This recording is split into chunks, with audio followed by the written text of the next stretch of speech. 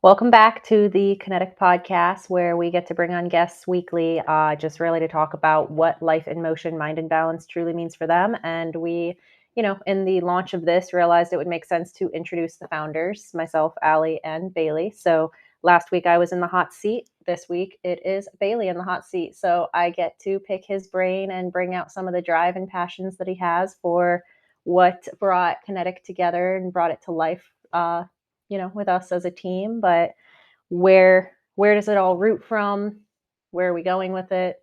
What's the stories that brought us to who we are today? So here we are. Awesome.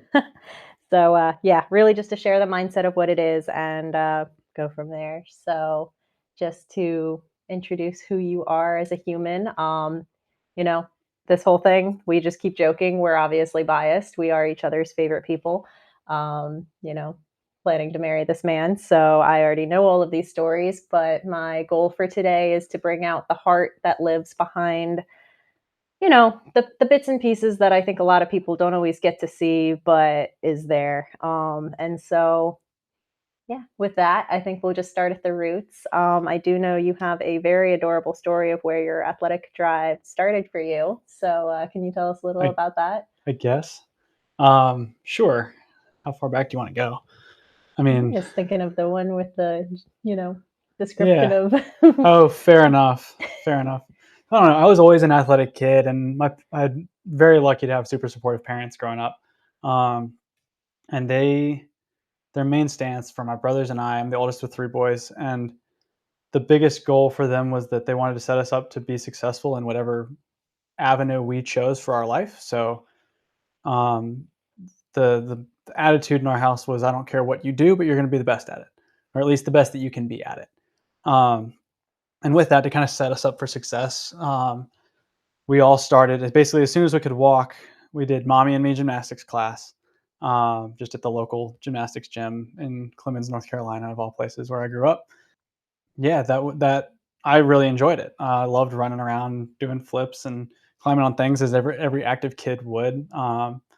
And that kind of evolved when I my first vivid memories of wanting to really compete or do something at a high level athletically. I was 4 years old watching the 2004 Olympics, the men's gymnastics Olympics, and a man by the name of Paul Hamm won Olympic gold for the United States, and I thought that was amazing and inspiring.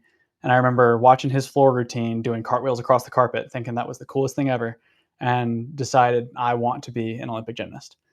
And 4 or 5-year-old Bailey, like, every kid gets starstruck, but I pretty quickly kind of shocked everybody because I got real serious about it. I was not a serious kid at all. I just played, wanted to make stuff, I wanted to run around. And my parents said, okay, well, what would it take? What does that actually look like? If this kid seems serious, I know you got to start at this age if you're going to get there. Where does it go? And so I pretty quickly, did a couple triathlons as young as 4, played baseball, t-ball, other kid sports that everybody plays, just to explore and see what's out there in the world of sports. But gymnastics, the one that stuck immediately, ended up at a gym called Flip Force Gymnastics, where by 6 or 7 years old, I was on a competitive team training 15, 16, 17 hours a week in the gym, basically 2 or 3 or 4 hours a night, every night after second, third grade. And then that all kind of led to, up until about the 4th grade, I believe, I had been to, I was a state champion at some point. I forget what event, but at some low level, had been to a national invitational in Las Vegas, had done a bunch of stuff in gymnastics, even at an early age, and a really, really serious competitive program. But by the time I got into the 4th grade, I started having friends that were doing all these cool things. And my entire life was school, gym, back to school, back to the gym. I'd wake up at 6:30 in the morning to go to school. We'd drive straight from school to the gym. I'd be there for 3 hours. Wouldn't get home till like 8:30 or 9 o'clock at night, and then I'd have to do homework and go to bed at 10 years old. And I had friends that were playing guitar and playing other sports and had social lives. And while they were racking up fun experiences, I was racking up, overuse injuries. Like, my shoulder is still something I deal with today. I got, developed those problems on rings and pommel horse when I was 8, 9 years old. So that's kind of when I shifted into some other sports, which I'm sure we'll get into. But gymnastics is really what I can credit most of my athletic success to because of the event, the foundation it gave me, not just in flexibility, mobility, coordination, strength, and all that. I like to joke that I peaked athletically in the 3rd grade, but not true. We're doing cool things now. But it really set me up for success. Really taught me where the limits actually are, what your body's actually capable of from a work volume standpoint, and from a really just what your body's capable of, even at such a young age. That really set me up for success through other sports. I think spatial awareness and absolutely body awareness. It's things that I mean, we'll get into it like probably later on too, but a lot of my success on the mountain bike I credit to my early gymnastics experience. So yeah, that's kind of how I got my foundation. There's a lot of other stuff I did in between, but that was at least chapter 1 of Bailey being a serious athlete. Started pretty early. So that discipline and focus started at a really young age for you. Oh yeah, I had the Russian coach, the whole 9. Like we had, I'll joke, we used to have, I literally had a Russian gymnastics coach that would smack your feet if they came unpointed, like, and yell at you and point your toe. We joke about it all the time. His name was Sasha, great guy.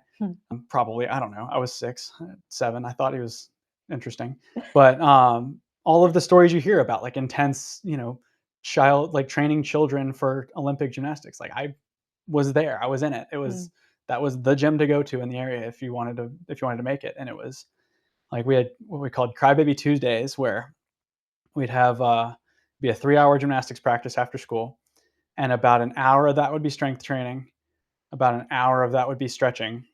And by stretching, I do mean grown men sitting on your back, pulling your legs up, stretching your muscles so that you can actually get splits and get pancakes, like a pancake when your legs are spread and you have to put your chest to the floor. Yeah. If you couldn't do that, my 175-pound gymnastics coach, full grown man, would come sit on my back and pull my ankles up to stretch to physically stretch my muscles. And at the end of the day, this was entirely your choice. 100%. No, it was what it took. I knew that this was what it took to achieve that goal or see if I could. Yeah. And it went all the way back to that kid doing cartwheels across the floor at 4 years old, saying I want to compete on the internet. And in some, it was at that point, it was gymnastics. It was, the goal was I want to be an Olympic gymnast. And the bigger goal beyond that has morphed into that I still chase today is I want to compete at what is the highest level of athletic competition and performance I can achieve as a human. What does that mean for you, really? Is that just to push your limits? Absolutely. I just want to see where I can get to. I don't. I talk about this with racing, and at least in my experiences racing so far with downhill is like, winning the race on the day in an amateur category doesn't really matter to me as much as how far off the top guys am I? How far off the World Cup guys am I? How far am I from the top of this sport, and is that attainable? Yeah. So when I say like I don't care about winning an amateur mountain bike race, it's not that I don't care about winning. Don't get me wrong. Bailey hates losing as much as the next guy, but to me, it's a much bigger goal and a much longer term drive that I have than just any one event. So, and all of that kind of goes back to, again, that 4-year-old kid that wants to compete at the international level at the Olympics. So I'm clearly not an Olympic gymnast. That has come and gone. And I've chased a couple other sports on my way to finding mountain biking, which I'm sure is the story we're going to get into. Part of the transition. But that's kind of been the overarching goal, is to find a sport that I love and chase it to the highest level that is attainable. And I get to make the decision on what's achievable, not anybody else. Yeah. So. And then transitioning from that to being eventually then becoming an NCAA lacrosse player, to then falling in love with mountain biking. Like, let's just wrap up how that actually all, Sure. Why your heart led you to lacrosse, why your heart then led you to mountain biking instead. Yeah. I mean, it's all about, for you, it's a lot about the athletic pursuit, but when we ride bikes together, it's all about fun. So far, all of this has sounded like really serious athletic drive, but at the end of the day, we all know it's because. But it's because I loved it. Yeah, exactly. I love gymnastics. Yeah, it was. I was able to take it seriously when the work needed to be done to take it seriously, but it was fun. I loved learning how to do giants and swing all the way around high bar, and like how to do an iron cross like you see on the Olympics on the rings. Like I figured that out when I was 8. I probably couldn't do it at my current body weight, but that was cool, like doing backflips, learning how to tumble. That shit was so fun. Just climbing on stuff, running around the gym, Yeah. and then also being able to lock into a routine and perform. You had both sides of the coin there, where you could enjoy the activity, enjoy just the freedom of movement, but then also have a goal you're striving for and be able to lock in on game day or on competition day and really try to like put your best and lead it, give you the thing to train for too. Without that focus, you're just goofing off, Sure. kind of in parallel to my gymnastics days and a little bit beyond. My dad was really into triathlons. He kind of rode the big triathlons were really, really popular in the early 2000s when I was growing up. And especially it was the same years that Lance Armstrong was in the Tour de France. So like road cycling and triathlon all was super popular in our household, especially. And my family helped run a sprint triathlon I think we did 12 events over the span of about 10 years in North Carolina and Virginia. And that had a special heart behind it too, if you wanted to share more on what was behind, like what the foundation was really built on for. So that was an event that came around where my dad's mother, I've never met my grandmother. My dad's mother died when he was a senior in college, I believe. And that was something that weighed heavily on his heart. And he always wanted to do something to kind of memorialize her and really give her a legacy and give us kids also a way of learning about our grandmother that we never got to meet. She was a school teacher, so the triathlon really came about after there was the 3 brothers that my dad was really good friends with up in Lynchburg, Virginia, where my mom's family is.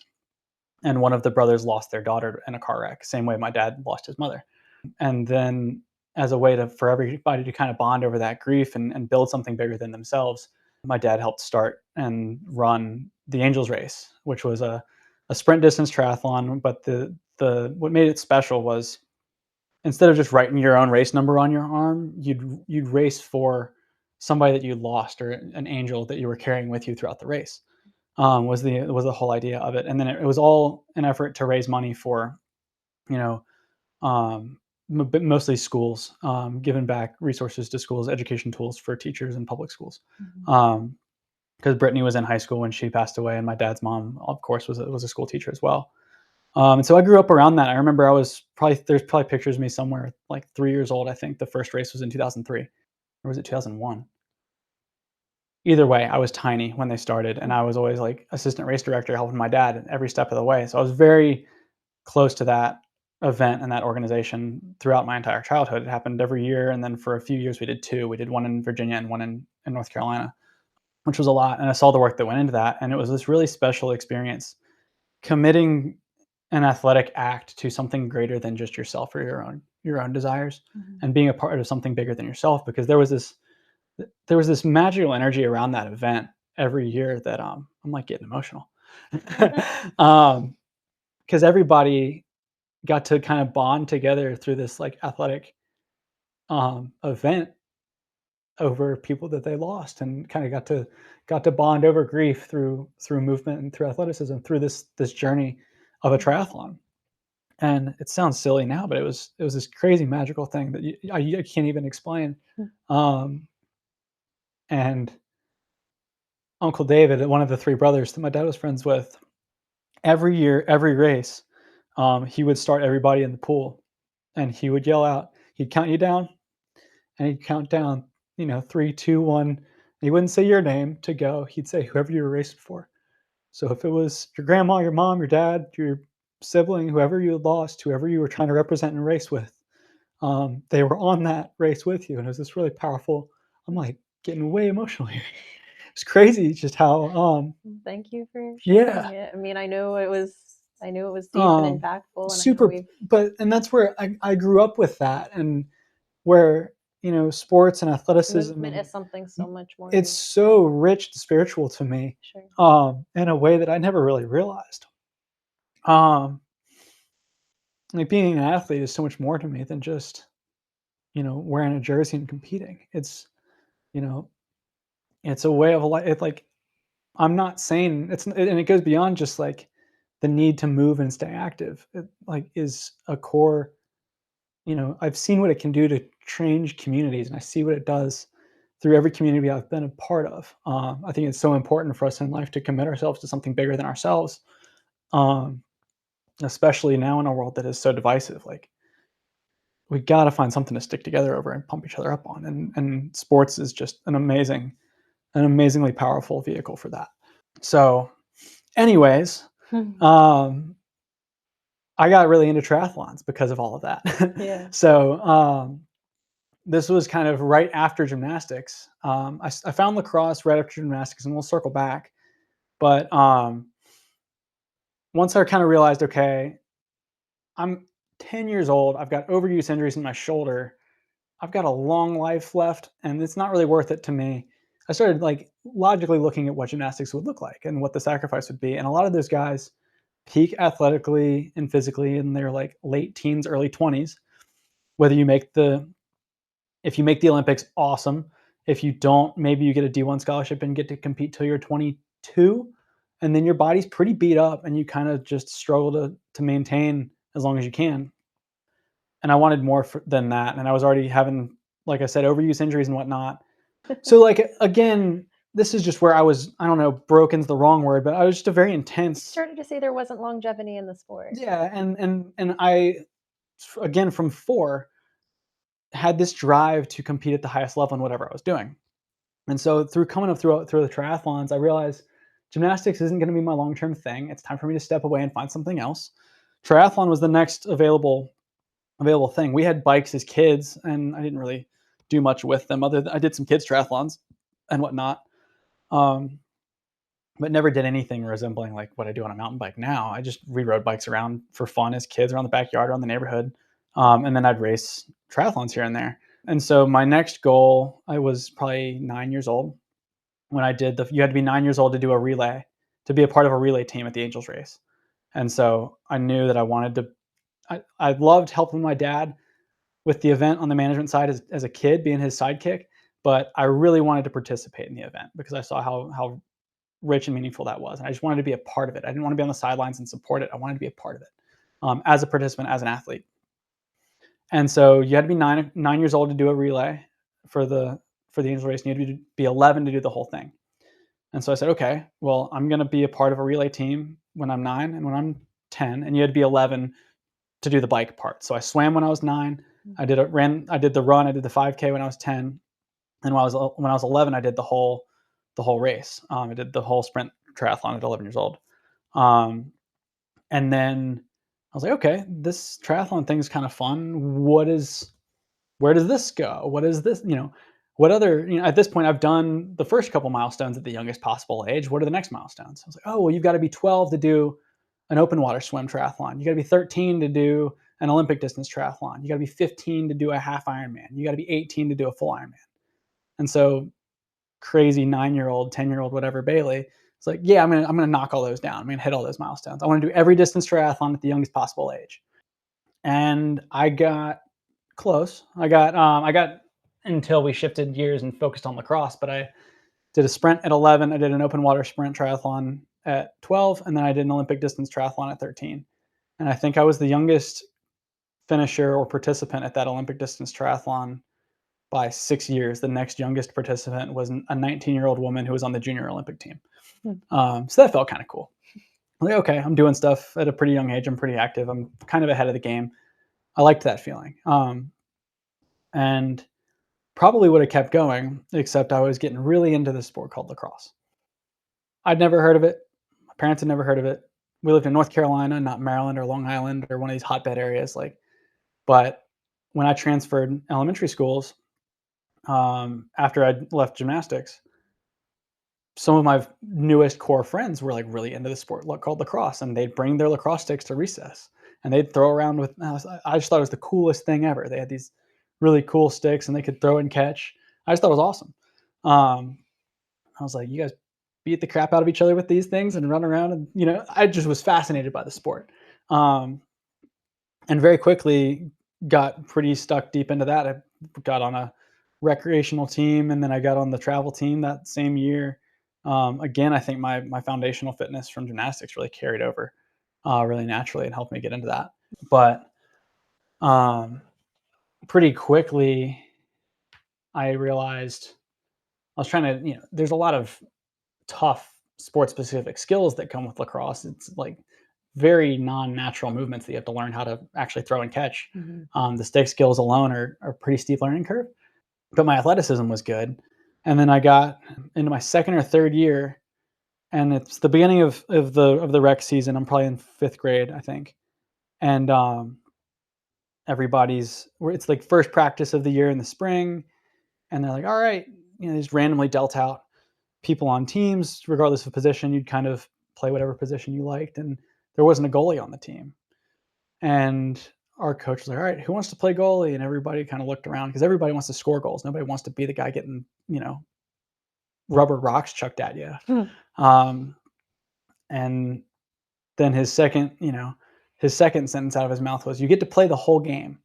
It's like, oh, I don't have to take turns. I don't have to like run shifts as a midfielder, and like I can be on the field the whole time and like get to actually play the whole time instead of just, sign me up. I'm in.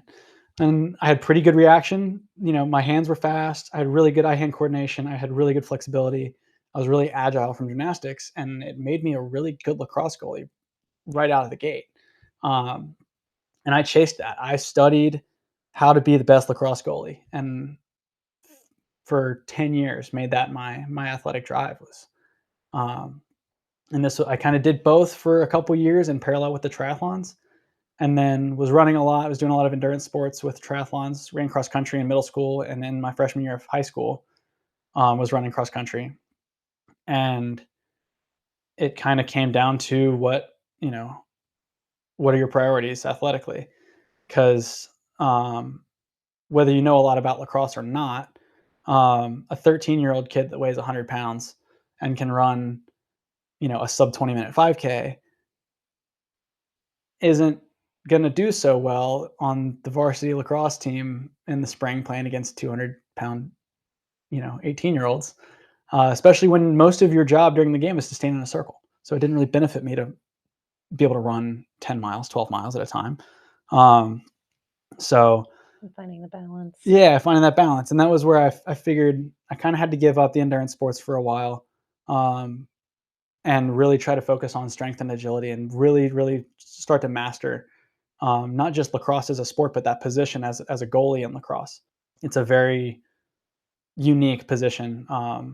Hockey is similar, where it's I guess any sport, the goaltender is like soccer, hockey, lacrosse, all of those, like it's its own sport. You can't really relate it to anything else, any other position on the field.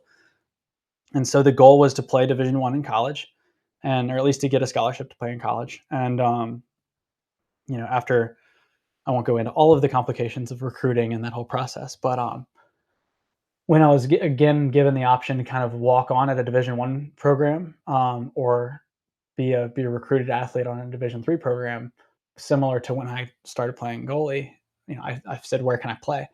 I could have earned, several Division I programs were interested in me because I was good academically too. They said, shoot, dude, if you can get in, you've got good grades. I feel like you'll get into the school. We've already got our guys committed for your recruiting class, but you've got the skills. We'd love to have you on the team if you can get into the school. There were several D1 programs that was kind of the story for, but I elected to go to a Division III school on a scholarship to play lacrosse, and because I could play. And really, I just wanted to. I don't want to be on the sidelines. Sure. I want to be in the game, which took me all the way to college. Now that kind of took me all the way up through until kind of my first couple years playing in college. Mm-hmm. So yeah, and then I know a big piece was that you started to realize, once you were there, you were playing, you realized you actually compromised your dream for what you actually wanted to study versus going to school just to play the sport. So I know there was a big shift there. And so when you did transfer, like the background of just actually wanting to let your life's work be stuff about building something for people, what you're studying. Mm-hmm. So kind of diving into that, degree that you chased instead, but then also at the same time, like when you transferred, that opening the doors to then finding mountain biking, and then also seeing the higher perspective too of you pretty much just wanted a sport that you were always playing. Pretty much. And then so finding mountain bikes seems to make complete sense with that full picture. Absolutely. So I'll see if I can give you the quick run through to get there. Going all the way back as a kid, go back to that 4-year-old kid. I just wanted to play, but just as much as I just wanted to play, I just wanted to make stuff. I was the kid that I wanted cardboard and duct tape for Christmas. I didn't care about toys as much. I just wanted to make things. I was literally just as happy with like scissors, a hot glue gun, cardboard, duct tape in my imagination. I had a blast. I made all kinds of stuff. I think by the time I was 12, I had a whole wood shop just accrued over. It was like, what do you want for Christmas, Bailey? A jigsaw? Okay. I want a wood lathe so I can turn Harry Potter wands for my friends. Like that was non-athletic Bailey, this creative mind of just, I want to make things for people. I want to create things for people. And from a young age, what do you want to be when you grow up? I was like, pro athlete, if I can. And then like, if that's not feasible, because that's, I'll do my best, but that's not a career. I was told that's not really a career. Which, in hindsight, I probably could have challenged that, but whatever. I had this creative drive and need to create things for people also. And so I could define what I wanted my dream job to be far longer before I knew what it was. But I used to say, when I grow up, I want to take somebody's idea for a business or a product. I want to understand that problem and design and develop a product that is a solution for that problem, and then set them up with manufacturers so that they can then make the product commercially available to everybody. And what I didn't realize was, I was like, is that art? Is that engineering? Am I an inventor? No, that's what I didn't realize until I was probably 16, was that I was defining industrial design.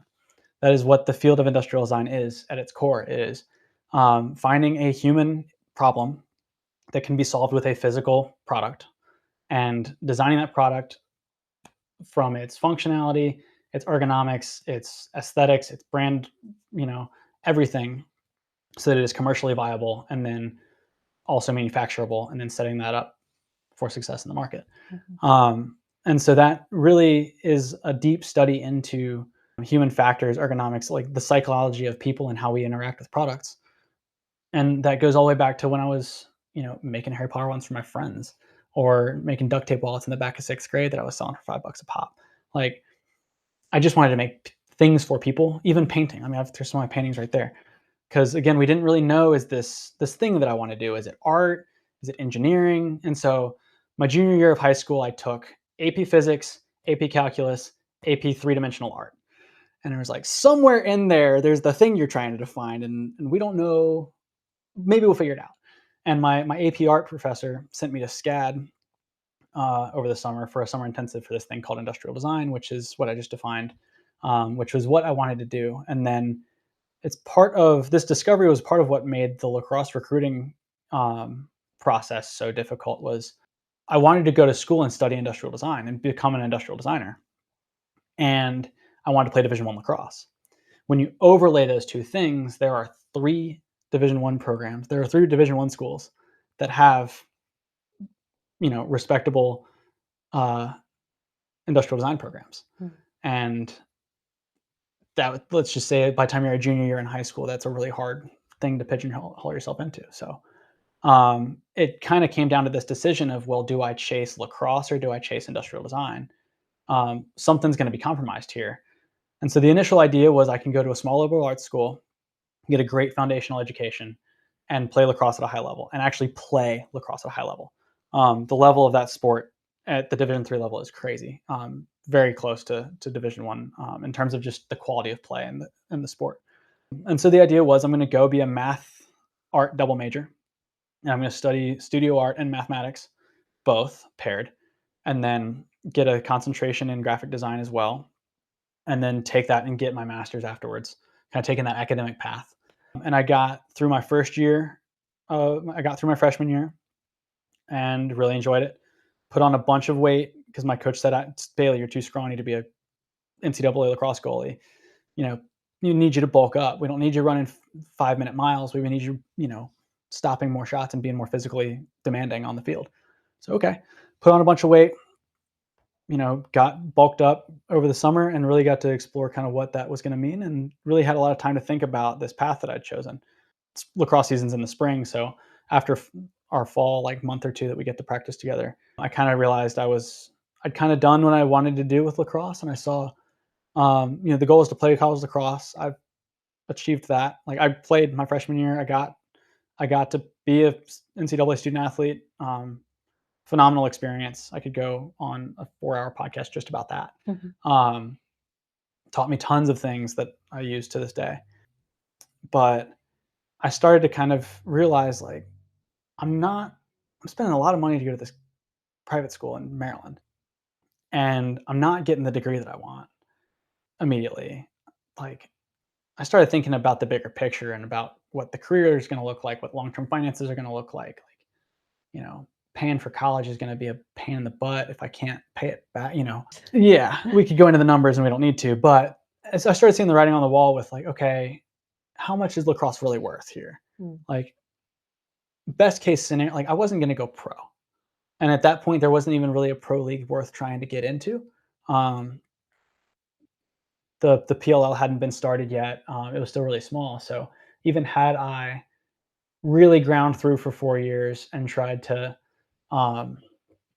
make it in lacrosse, and, like, I could have peaked later and improved through my 4 years in college and gotten better and earned possibly a spot on our pro team. But even, I think at that point, there were less than a dozen guys that were full-time lacrosse players professionally post-college. Most guys that were professional lacrosse players at that time had full-time jobs, and it was glorified beer league, And so I was like, okay, well, that's not really anything much to strive for. And especially the big exclamation point on the end of my lacrosse career was I got to compete internationally. Every other year, the winning team in Japan, in the Japanese College Lacrosse League, gets flown over to the United States to play some games in the fall, in the off season. And they come and play a couple D3 schools, and then they go get their butts kicked by like Towson, Maryland, Johns Hopkins, some of the big Division I programs.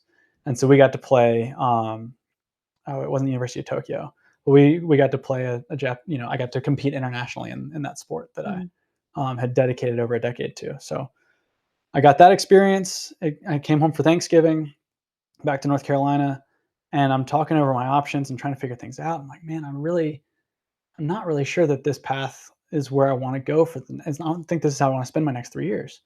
I don't know that this is setting me up for much, specifically in the direction of the career that I want to build and the skills that I want to build. And, mom, as moms do, had been doing all this research online. And she goes, Appalachian State University down the street, where I swore I'd never go when I was in high school.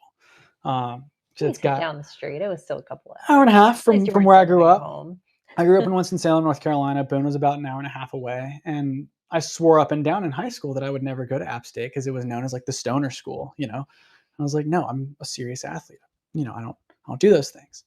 And I was like, no, I saw a bunch of hippies. Like, and then, you grow up. I was 16. Of course I thought, whatever, closed-minded teenager, everybody's got something. But I get home for Thanksgiving after my sophomore fall. And mom goes, hey, hear me out. Appalachian State up the road, they've got a, like, number 6 in the country ranked industrial design program, and you could pay in-state tuition. And so I was like, okay, I'll drive up there. I'll check it out. And I went and visited, and I fell in love with the mountains. I just absolutely fell in love with Boone, with App State, with everything there. Absolutely fell in love with it there. And the studio, I got to meet the professors, and my jaw was on the floor for the whole time I was there. State-of-the-art design studios, really, really strong industrial design program that, again, taught me skills I use, to this day with everything I do. And so I left McDaniel, and spring of 2019, I started at App State studying industrial design.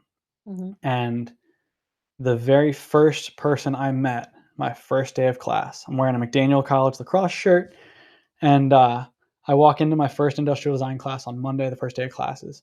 I sit across from this guy named David Powell, who is from Maryland. He's like, oh, Maryland, that's cool. Are you from there? I'm from there. It's like, no, but I just went to school there. Long story short, a couple months later, David and I hit it off, become like best friends in college. We had all the same classes. We went snowboarding every other night.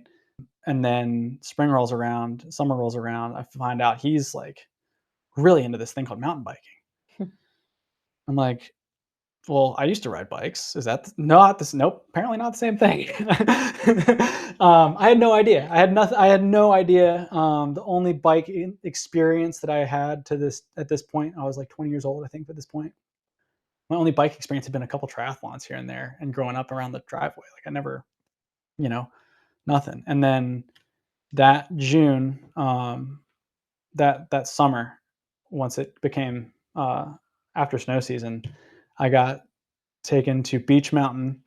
Got David Powell and Pat Looney, who you guys will meet next week on the podcast. Pat Looney from Squatch, who's now our mechanic and helps us out a bunch.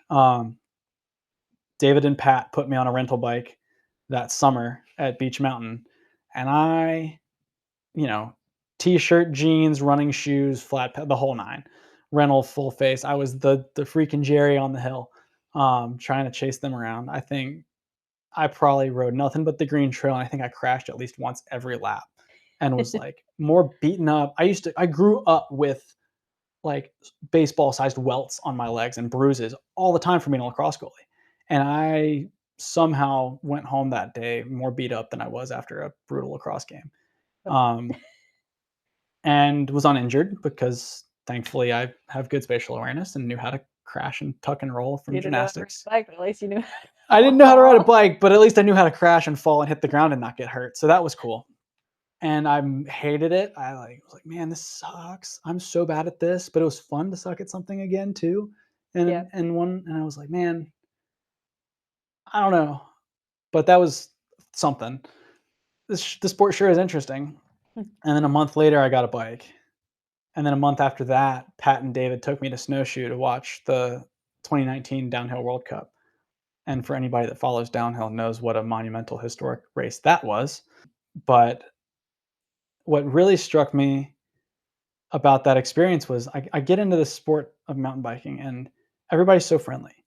And, I did play team sports for over a decade with lacrosse, but I was very much an individual on the field. Like, they said you really were. Yeah, it's a unique position. So like I'm really the only one on the field doing it's a very individual position in a team sport. They call it like, they'll refer to the lacrosse goalies as like the quarterback of the defense, because you have to have eyes out and basically directing traffic all over to see where everything's going on defense. But really it's an individual position. And there were games in lacrosse, plenty, that normal lacrosse scores are around 10 or 12. I lost plenty of lacrosse games growing up, and even in college that we lost 4-5. I did my job. I only let in a couple goals, and the team lost. And with downhill, there was this sport where it's just you, the trail, your bike, and the clock. And the magic is that if something goes wrong, if you don't get the result, if you don't win, the only person you have to blame is yourself. Period. If you get a mechanical, that's on you. Take care of your stuff. If you crash, if you go offline, if you didn't prepare, if you didn't train properly, it's on you.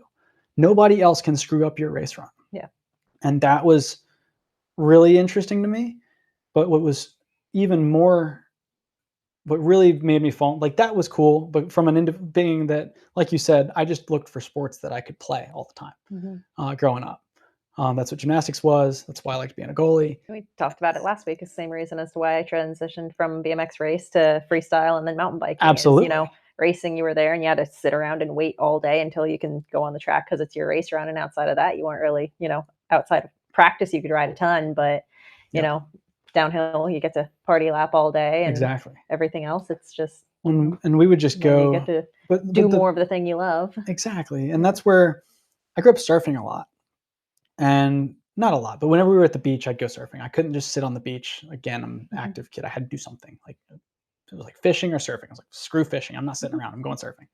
And the bliss you feel when you're on a surfboard, you're just out in the middle of the ocean, separated from everything, alone in the water, at complete peace while these massive mountains of water just rise and fall with you on top of them.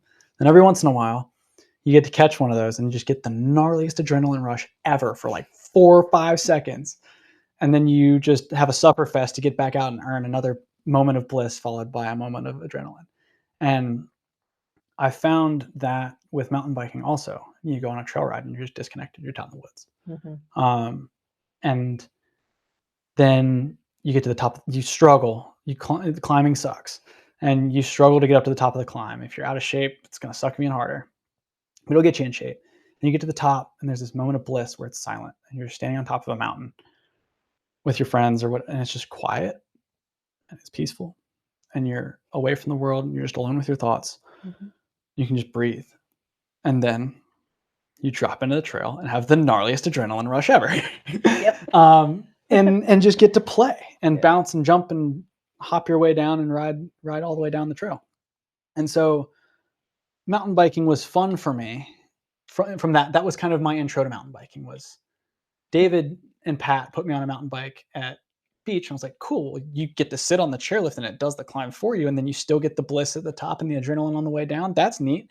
But we'd go on a lot of trail rides together, and I got to have that experience. And I drew this parallel of like, I always thought I was a beach kid, not a mountain kid. I never really liked the mountains growing up.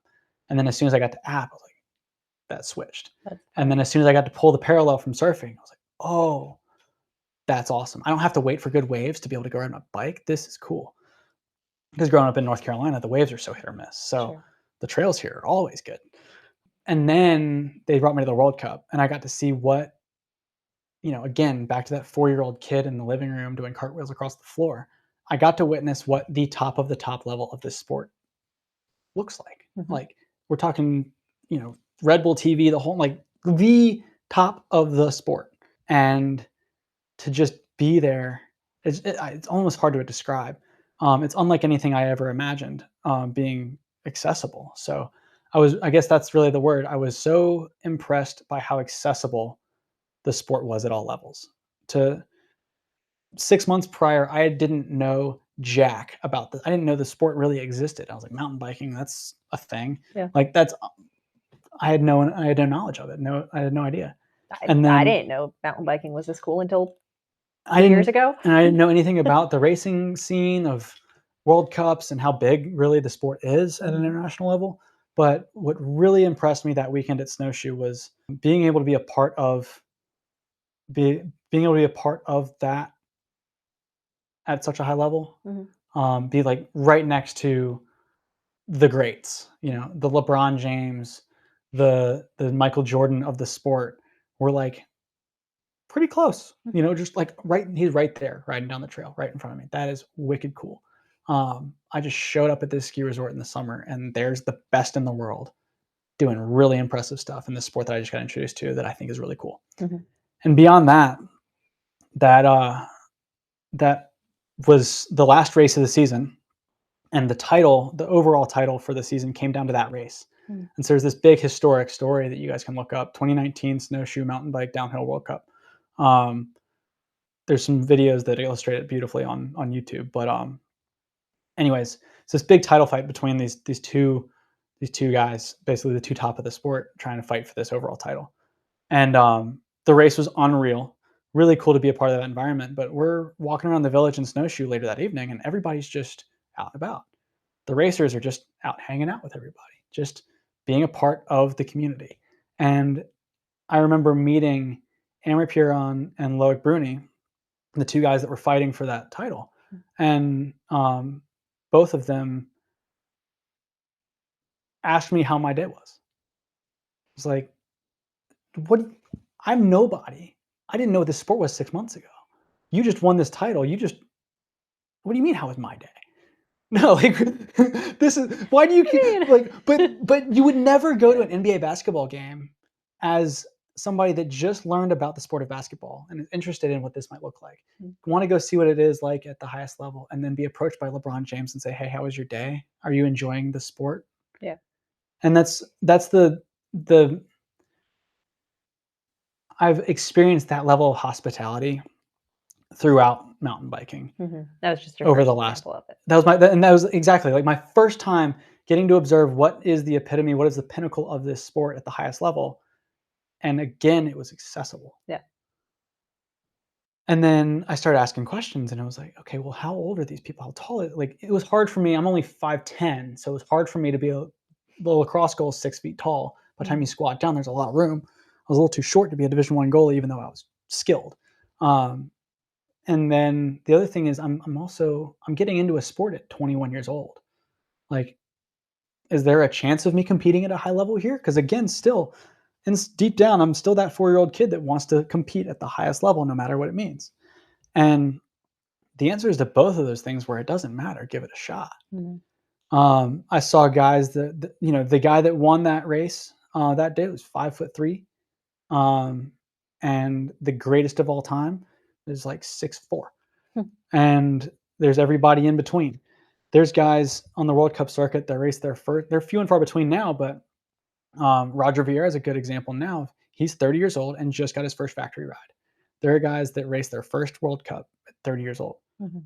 And so it's a long shot, don't get me wrong, but that paired with the hospitality I feel from even the best in the sport, you realize they're just people. We're all just people. They're just grown up kids that like riding bikes. Yeah. And I got introduced to bikes. I got introduced to mountain biking, and I got introduced to the pinnacle of the sport and the guys at the very, very top. And it's so welcoming. Sure. You can go, there's not many other sports where you can go buy a factory level, pro level equipment from the shop down the road or off the website online and race against the best on the same trail on the same day. So, opportunity. And shout out to Clay Harper with the US Open has made that possible. There's other people like Nico at Downhill Southeast has made that possible. There's a lot of people putting a lot of work into making this sport more progressive and more accessible to everybody at all levels. Of course, most of the support goes into nurturing the next generation and bringing up the kids that are wicked talented.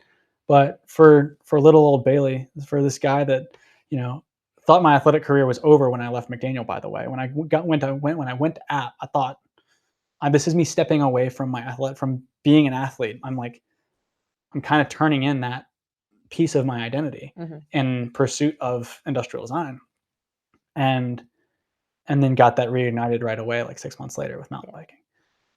And so now I'm 7 years, not quite 6.5 years into this sport, and less than 6 years into this sport. And I'm going to get to do some pro races next year, which is really cool.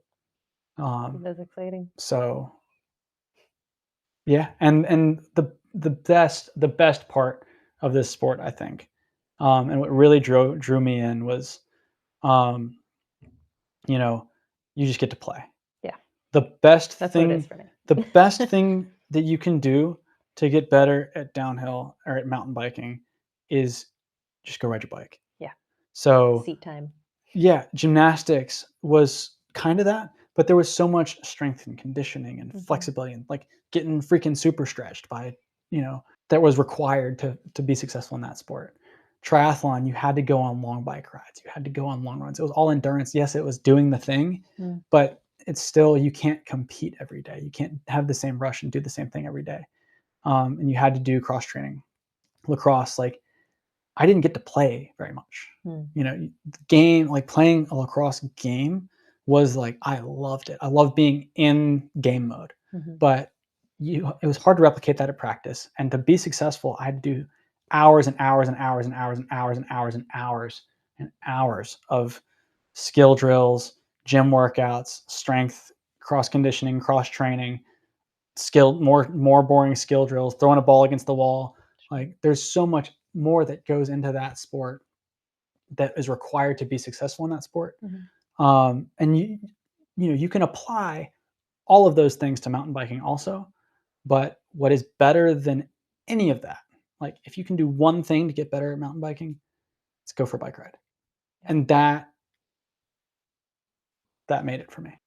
People are like, dang, dude, you've progressed really fast. What do you mean you didn't have any previous bike experience? Like, I think I'm nowhere near where I want to be in this sport. I still have a lot of work to do, but I've been mountain biking. I've gone from literally zero to being able to race some pro races next year in downhill in less than 6 years with no major injuries.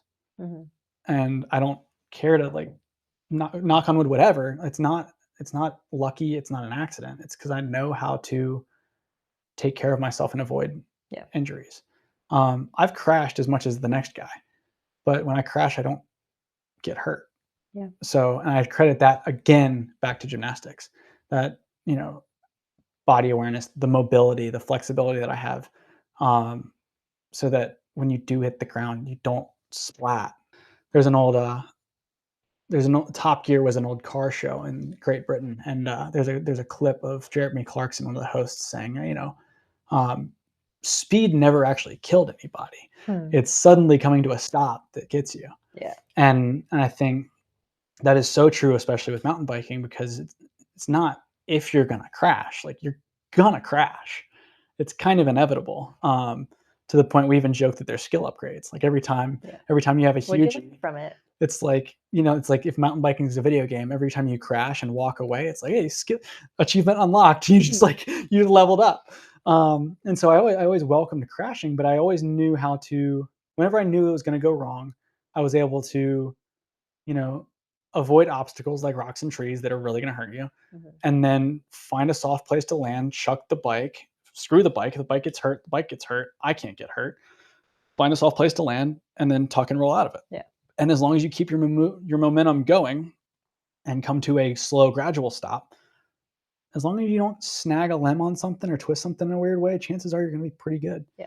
And I figured that out, and that has helped me progress very fast. Yeah.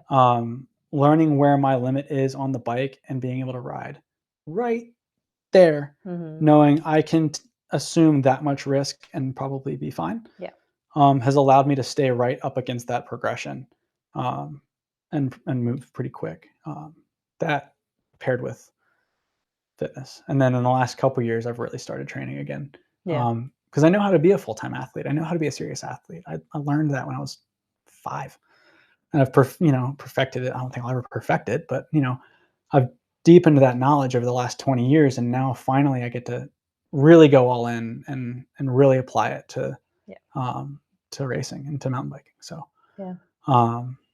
bringing all of that back experience, like between the college athletics, studying what you're studying what you did, and then having all of that, like let's bring that into buttoning up, like building the thing you wish you had, of like what we're doing today and how that experience is bringing Kinetic to life.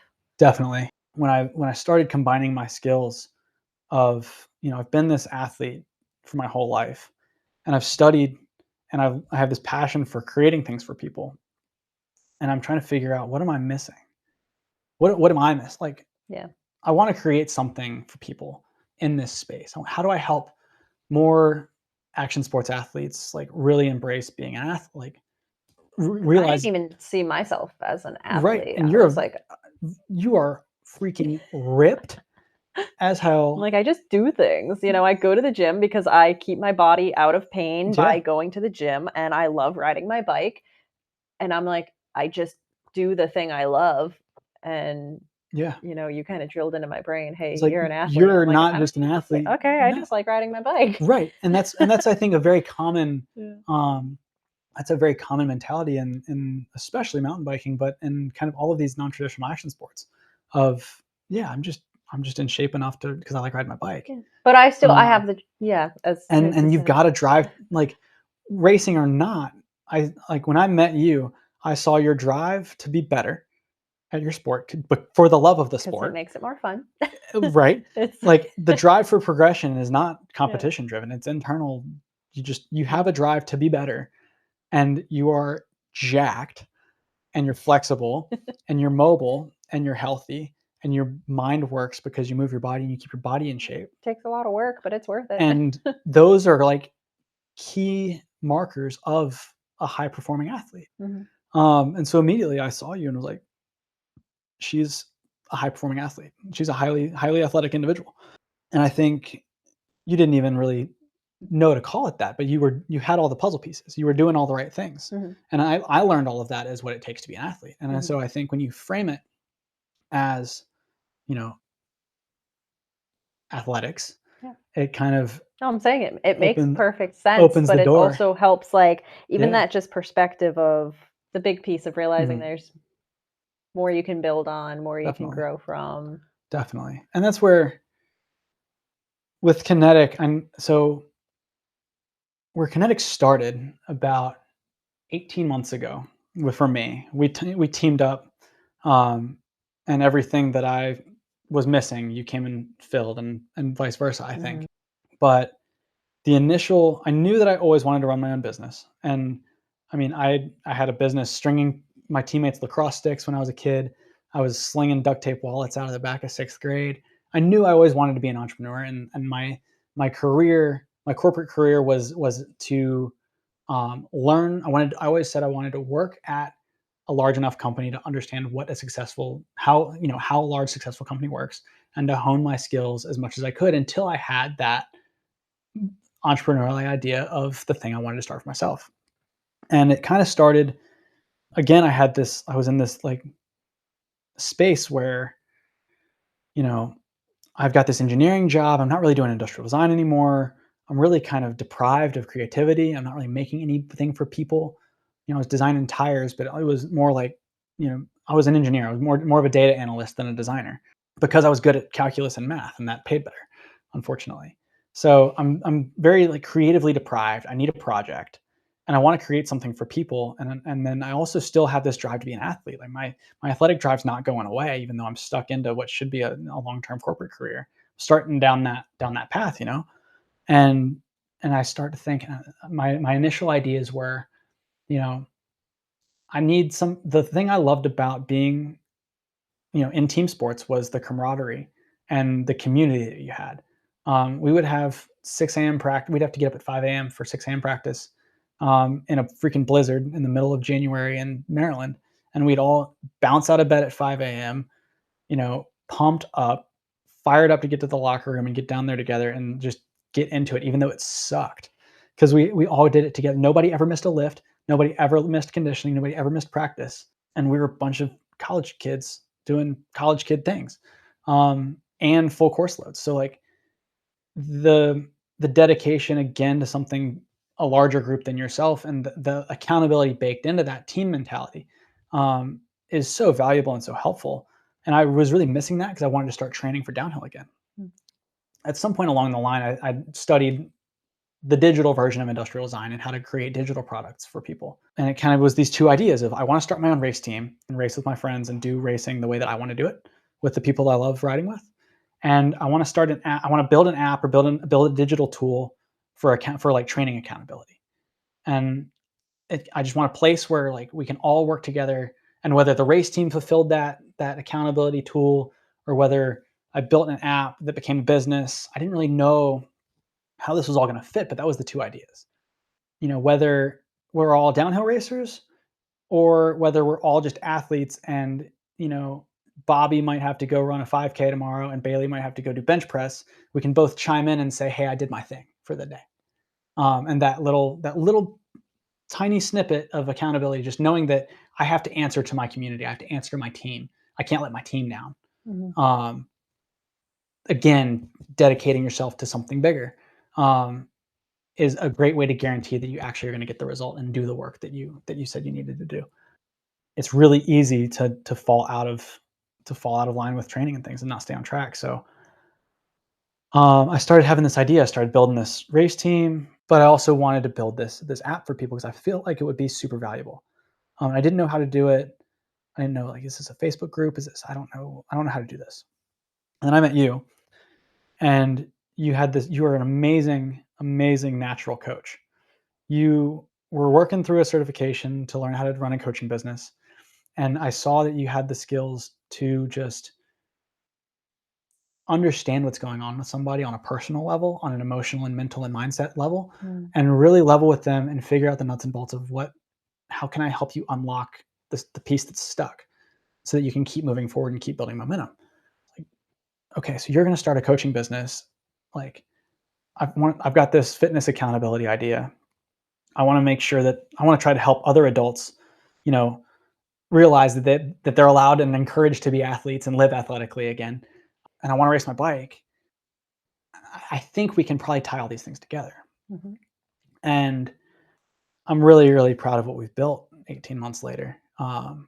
Because I think we've done it. I think we're this close. Yeah, kick down that last domino. Dude, we've been stacking dominoes for 18 months, I swear. Yeah, we're this close to launching exactly the thing that we were trying to build. So with KinetiQ, it is equal parts athletic education, community of just rad humans, rad adults doing cool stuff that want to keep leveling up and staying active. And we've got everything from freaking Yale neuroscientists, professional athletes, X Games athletes, physical therapists, nurses, engineers. I don't think we have any doctors yet, but we're close.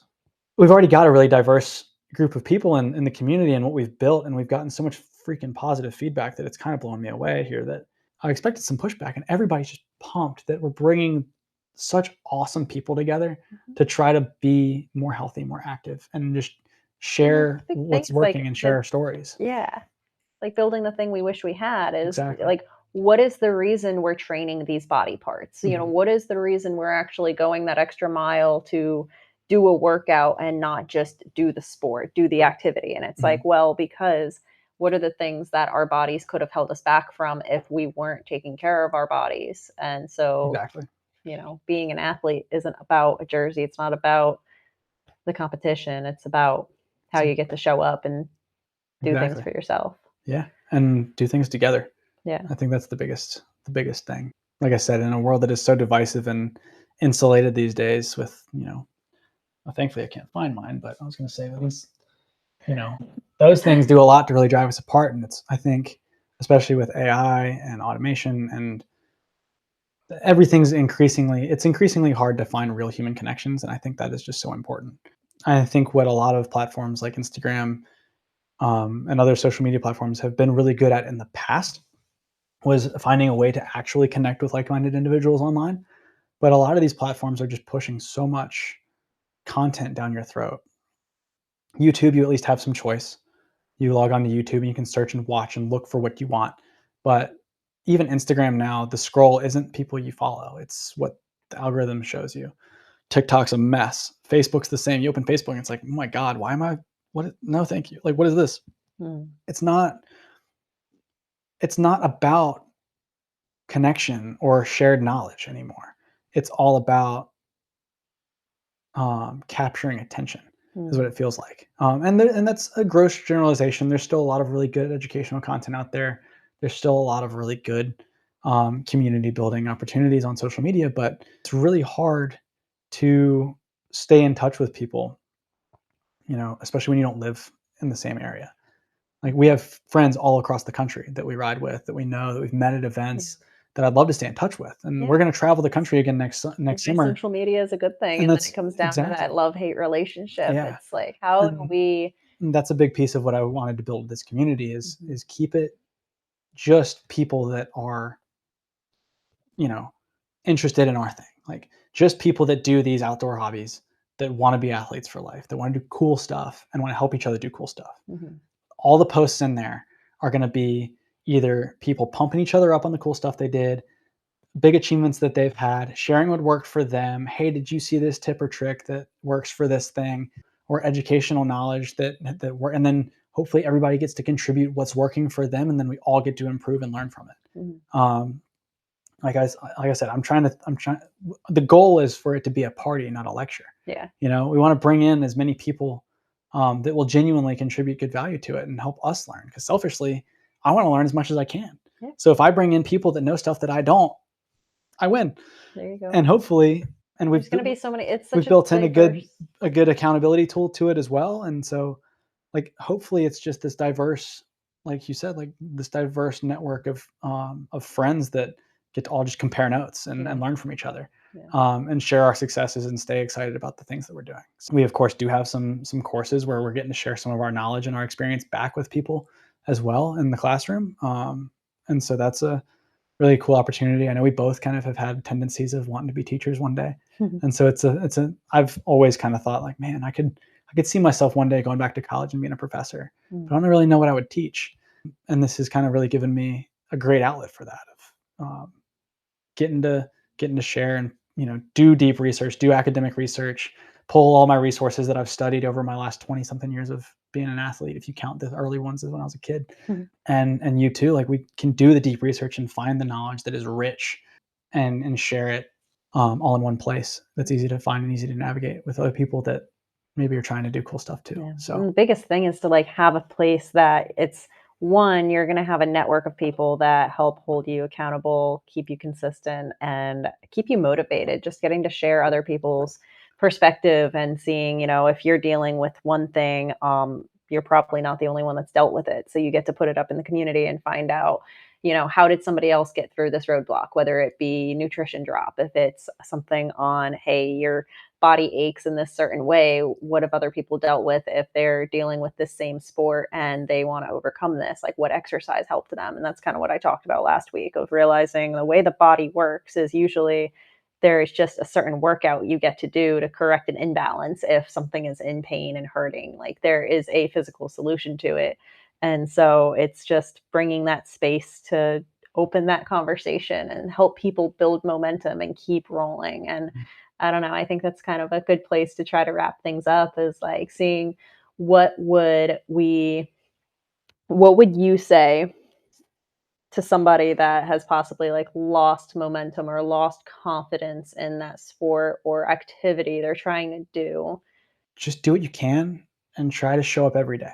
Yeah. Just show up every day. It's the best thing. Just show up. You just got to start. Figure out how to get your body moving. Yeah, exactly. And so you just got to start, and you find, man, some of these people are pretty cool. Man, I kind of like some of the stuff that's pretty motivational stuff right there. Mm-hmm. Oh, that doesn't seem too hard. Maybe I'll just do a little bit. Maybe I'll just do a little bit. Maybe I'll just do a little bit more. And all of those little bits, just by showing up every day, compound. And before you know it, you've actually built a pretty solid base. Mm-hmm. And just keep that momentum going. Just whether it's, like we say, like we ended up working way too late last night. I worked straight through when I was supposed to have gone to the gym. And we said, nope, we're not going to bed without moving. We went for a 15-minute walk around the block last night just to get outside, get some fresh air, get some movement in. So we didn't sit at our desks literally all day and then go back to sleep. Yep. And if that's all you can do, like that's all we had time for, that's all we could do that day. Like did a little bit of stretching, did some pull-ups in between, but like if that's all you got, that's better than nothing. Mm-hmm. So wherever you are, wherever you're at, just start and keep showing up. So, if you want some accountability, if you want some people to show up with, check it out. You might like it a little bit. You might like it. That's what we hope to build, is just a place where people can show up online. And so you don't have to, everybody has their own thing that they're training for. Everybody has their own training plan. Everybody's body's different. Everybody's nutrition is different. Everybody goes to a different gym. Half the people, and we have people literally all the way across the country now. And we're all connected in this group, and we all have this common drive to help each other improve our athletic knowledge and our fitness, so that we can continue doing cool shit forever, hopefully. And don't think that it's just people just getting off the ground either. I mean, we have a friend, CJ, out in Colorado that ruptured his bicep, that was just posting. He's less than 3 months literally tore his bicep in half less than 3 months ago, and was doing pull-ups, like posted in the community the other day, like, hey, I'm back doing pull-ups. I'm riding dirt jumps. He's like doing big stuff, and it all is because of the work he puts in the gym. We've got another friend in there that is battling with knee issues, loves playing paintball, has been mountain biking a good bit, and he's not just waiting around for his next knee surgery. He's like training for his next knee surgery so that it doesn't take him out. Mm-hmm. He posted a video the other day of him like leg pressing almost 1,000 pounds. So, that's crazy. Well, yes, we preach like do what you can, even if it's a tiny little dose. There's still people doing crazy, awesome, really, really impressive stuff too, and everything in between. So the goal is for us all to really find what is the highest level of athleticism that we can achieve in our lives. Yeah. Like, what is the coolest thing that you want to do that, I don't know, that seems really ambitious. I don't think it is. Work towards it. What is it going to take? And that's kind of what, like for me, like I would love to see if I could race a World Cup downhill race one day. Love to. I don't know if that's attainable, but I'm not going to know if I don't try. Yeah. And I'm certainly not going to know if I don't focus my efforts into trying to figure that out. And so anybody that has a equally ambitious or parallel different goal, I hope that the inner circle and that KinetiQ itself can be a place where you come get the answer to that question. Could I actually achieve that? Could I do that?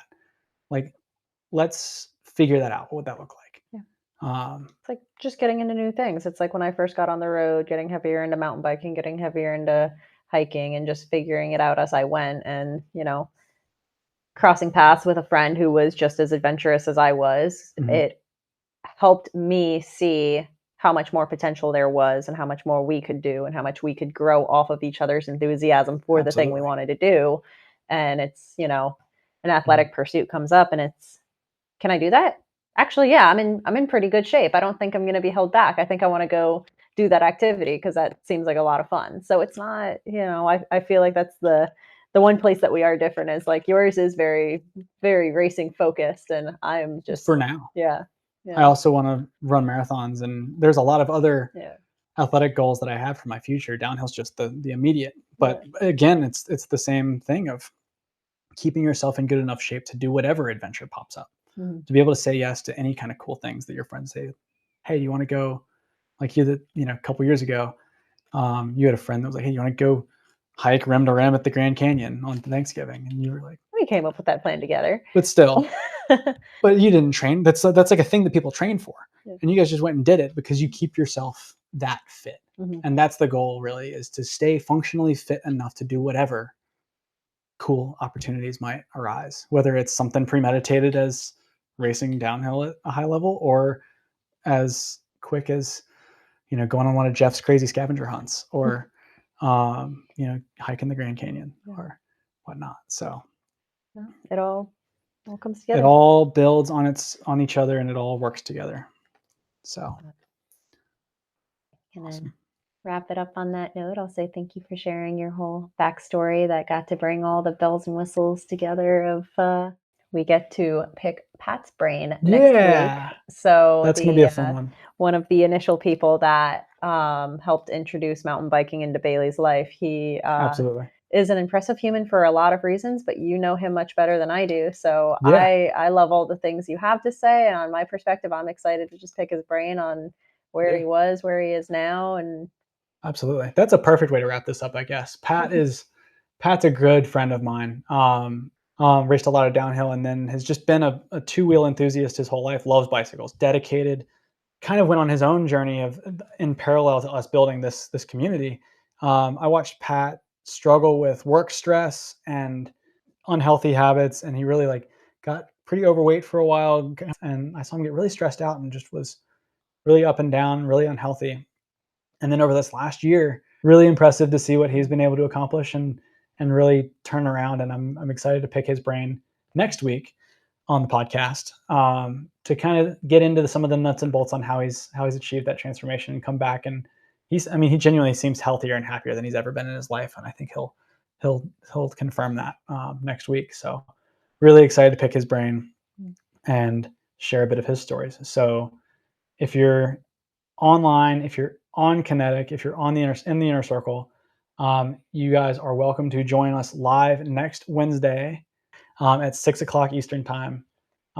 We're going to be live in the inner circle with Pat. So if you have questions, if you want to join the conversation online, jump in and join us then. If not, make sure you guys subscribe to our YouTube channel or save this podcast on Spotify so that you won't miss any further episodes, especially next week with Pat.